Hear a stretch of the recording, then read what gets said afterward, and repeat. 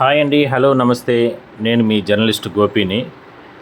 ఇవాళ తిరుచానూరు పద్మావతి అమ్మవారి ఆలయంలో వరలక్ష్మి వ్రతాన్ని టీటీడీ ఎంతో ఘనంగా నిర్వహించింది. అంటే సహజంగా మనం వరలక్ష్మి వ్రతం సందర్భంగా మనం ప్రతి ఇంట్లో కూడా చేసుకుంటూ ఉంటాం పండుగ. ఎంతో పవిత్రంగా వరలక్ష్మి అమ్మవారిని ప్రత్యేకంగా పూజలు చేసుకుంటూ ఉంటాం. అలాంటిది ప్రముఖ ఆలయాల్లో ఈ రకమైనటువంటి పండుగని సందర్భంగా అక్కడ ఉన్నటువంటి అధికారులు ఎంతో ఘనంగా నిర్వహిస్తారు. అందులో భాగంగానే వెంకటేశ్వర స్వామి పట్టపురాణి శ్రీ పద్మావతి అమ్మవారి ఆలయంలో ఎంతో వేడుకగా ఈ కార్యక్రమాలు జరిగాయి. మనం చూడొచ్చు. ఆలయానికి సంబంధించి అలంకరణ వివిధ రూపాల అంటే పుష్పాలతో అలంకరణ కావచ్చు. అదేవిధంగానే అమ్మవారికి అంటే ఈ వరలక్ష్మి వ్రతం జరుగుతున్న సందర్భంలో భక్తులు కావచ్చు, వాళ్ళందరూ కూడా విశేషంగా పాల్గొనడం జరిగింది.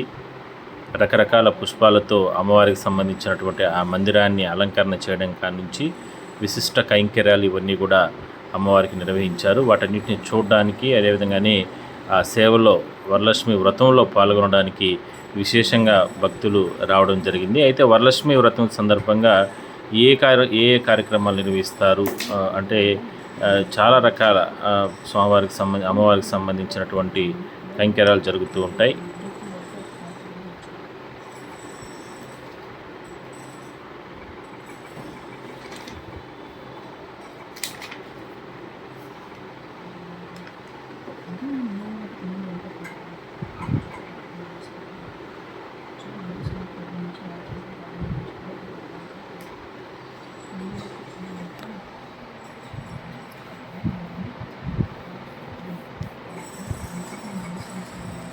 టీటీడీ సహజంగా ఏ కార్యక్రమం చేసినా కూడా దానికి విశేష స్పందన ఉంటుంది. అది కాకుండా ఇవాళ వరలక్ష్మి వ్రతం కావడంతో ఇంకా పెద్ద సంఖ్యలో మహిళలు సతీ సమేతంగా నేరుగా వచ్చి చూడొచ్చు.